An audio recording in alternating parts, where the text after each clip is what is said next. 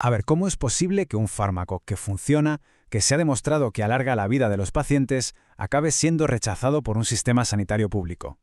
Esta es una de las realidades más crudas, pero también una de las lecciones estratégicas más importantes de la industria farmacéutica. Entender por qué pasa esto es, de verdad, absolutamente clave para cualquiera que trabaje en el sector, da igual si es en desarrollo clínico o en acceso al mercado. Para encontrar la respuesta tenemos que viajar en el tiempo a agosto de 2008 en el Reino Unido. El NICE, que es la autoridad sanitaria de allí, publica su decisión final sobre Avastin, un fármaco para el cáncer colorectal, y la decisión es un no rotundo a su financiación. Claro, la prensa estalla, se monta una tormenta mediática tremenda acusando al organismo de racionar la sanidad y, como se puede leer en este titular, de condenar a muerte a miles de pacientes. Y aquí tenemos la paradoja en toda su crudeza. Por un lado, un medicamento con ensayos clínicos que demuestran que funciona. Por otro, pacientes desesperados por una oportunidad. Y en medio, un sistema público que le cierra la puerta en las narices. ¿Cómo se puede llegar a una decisión así? Bueno, pues para entenderlo hay que mirar más allá de la eficacia clínica y meterse de lleno en el terreno de la economía de la salud. La respuesta a todo este lío tiene 3 letras. HTA. Son las siglas de Health Technology Assessment, o en español, Evaluación de Tecnologías Sanitarias. Este es el nombre del proceso que actúa como un guardián, a veces implacable, en la puerta de entrada a los sistemas sanitarios modernos. Dicho de forma sencilla, la HTA es un análisis muy sistemático que mira un fármaco nuevo desde todos los ángulos posibles. No se queda solo en si funcionan los ensayos, ¿qué va? Analiza qué implica su uso para el sistema entero y para la sociedad. El objetivo es que las decisiones de financiar o no un medicamento se basen en evidencia sólida, y no en la presión de la compañía o de los medios de comunicación. Y es que la HTA existe para resolver un problema fundamental, uno que no se puede evitar en ningún sistema de salud. Por un lado, tenemos la innovación y la demanda de salud, que son prácticamente infinitas. Siempre salen tratamientos nuevos y todos queremos lo mejor. Pero por otro lado, los presupuestos públicos son finitos, tienen un límite. La HTA es precisamente la herramienta que se ha creado para gestionar esa tensión.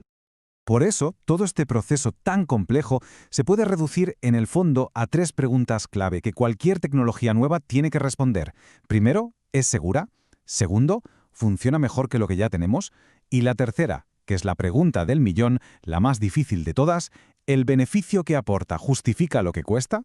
Y para responder a esa tercera pregunta, que es la crucial, los organismos como el NICE británico necesitan una métrica, una regla de juego que sea clara y objetiva para todos. Y esa regla se basa en un concepto clave en la economía de la salud, el coste por AVAC. El AVAC, o QALY, como se le conoce internacionalmente, es como la moneda de cambio en la economía de la salud. Es una unidad que nos permite comparar el valor que aportan tratamientos muy distintos, como por ejemplo una vacuna con una quimioterapia. Un AVAC es el equivalente a un año de vida con una salud perfecta.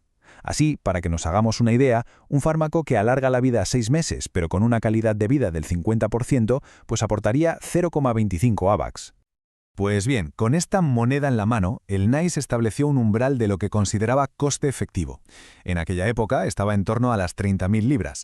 Y ojo, que este número no sale de la nada, representa, más o menos, la cantidad máxima que el sistema de salud británico estaba dispuesto a pagar para comprar un año de vida ajustado por calidad, o sea, un AVA. Así que el punto clave es este. El cálculo es bastante directo.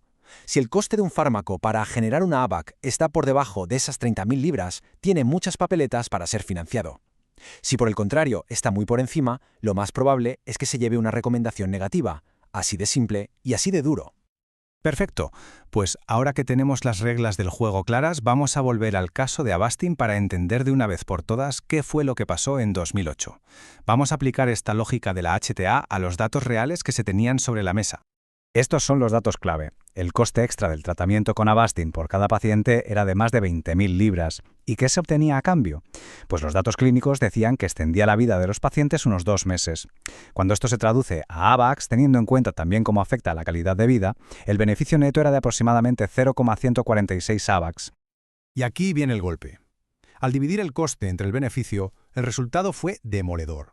El coste por cada AVAC que se ganaba con Avastin, después de la revisión de los expertos, se disparaba por encima de las 176.000 libras. Ahora comparen esa cifra con el umbral de 30.000. La diferencia es abismal. Desde una perspectiva puramente de coste-efectividad, el rechazo era inevitable.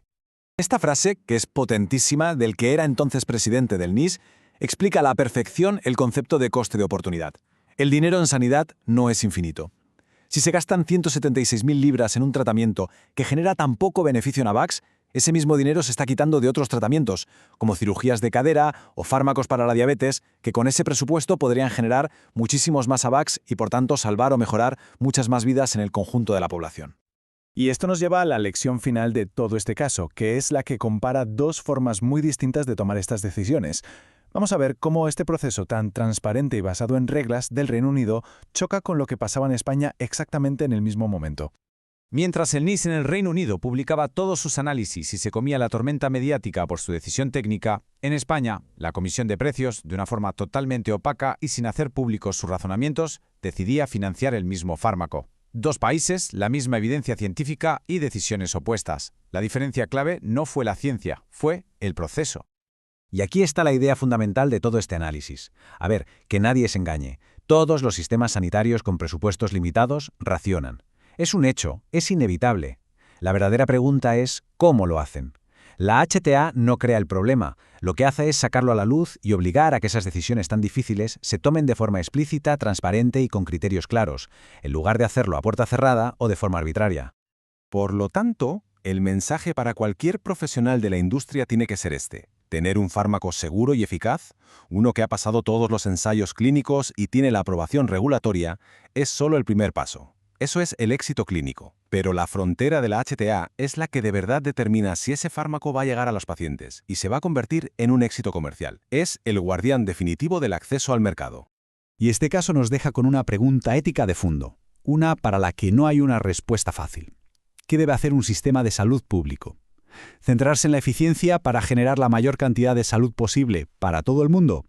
¿O debe priorizar el dar cualquier oportunidad, por muy cara que sea, a un individuo que se enfrenta a una enfermedad terminal? Es un debate que a día de hoy sigue muy abierto. Si de verdad interesa entender no solo la ciencia, sino también la economía y la estrategia que deciden si un fármaco llega o no a los pacientes, la recomendación es suscribirse a Secretos de Fábrica Top. Aquí estamos construyendo Análisis, un MBA real de la industria farmacéutica basado en la experiencia de fábrica y de mercado, no solo en los libros.